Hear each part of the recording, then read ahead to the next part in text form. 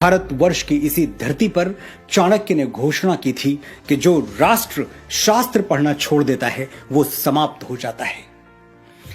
क्यों कहा था ऐसा चाणक्य ने? क्यों जरूरी है कागजों में छुपे अतीत को जानना?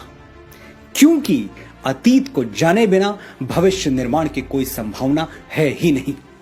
जो देश अपना इतिहास भूल जाता है उसका भूगोल अपने आप समाप्त हो जाता है। जो लोग भुला देते हैं तारीख को अपनी, उन लोगों का ज्योग्राफिया बाकी नहीं रहता।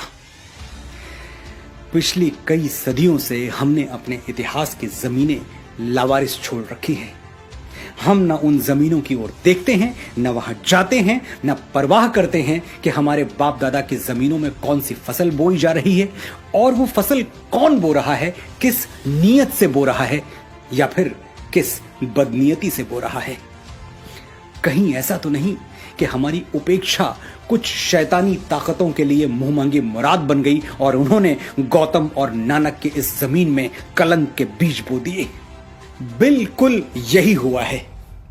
तभी तो हम इस हद तक ब्रेन वॉश्ड हो गए कि अचानक हमारी प्री प्राइमरी टेक्स्ट बुक में गा से गणेश हटा के गा से गधा लिख दिया गया और हमारे माथे पर बल तक नहीं पड़ा।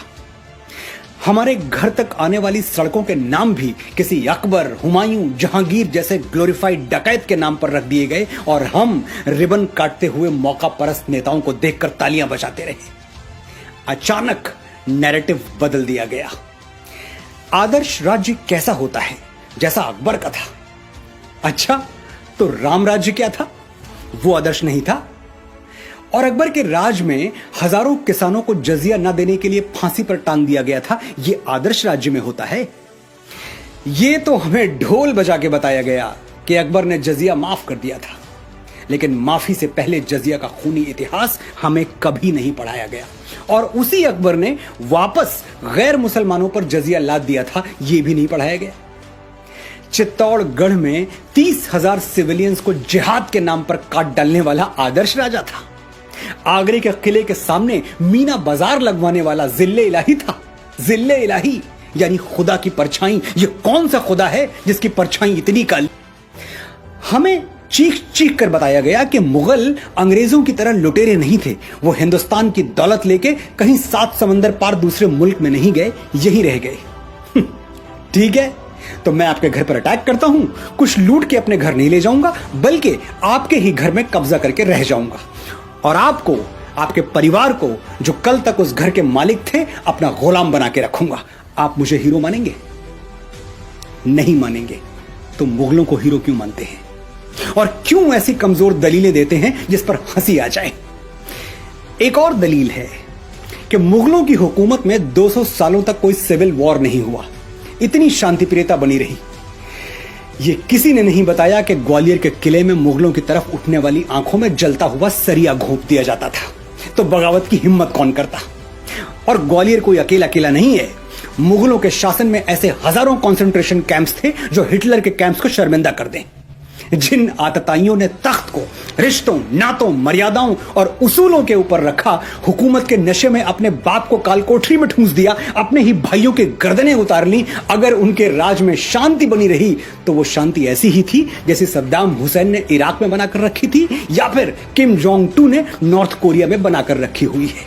ये दोनों नाम गूगल कर लीजिएगा, आपको मेरी बात समझ में आ जाएगी। ये मुगल और तो खैर कहीं भारतीय संस्कृति से प्रभावित नहीं हुए, लेकिन बाबा तुलसी की एक चौपाई का अनर्थ इन्होंने जरूर कर दिया। भय बिन होए न प्रीत, डर के बिना शासन नहीं चल सकता।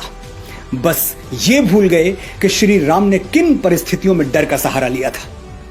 जब समुद्र हजारों विनतियों के बावजूद उन्हें लंका जाने के लिए, अपनी प्राण प्रिया सीता को रावण के चंगुल से छुड़ाने के लिए रास्ता नहीं दे रहा था, तब राम विवश हो गए थे बल प्रयोग के लिए। विनय न मानत जलधि जड़, गए 3 दिन बीती, बोले राम सकोप तब, भय बिनु होए न प्रीति। राम ने साम्राज्य विस्तार के लिए कभी भय का सहारा नहीं लिया। राम राज्य में रहने वालों के लिए राम की घोषणा क्या थी जानते हैं?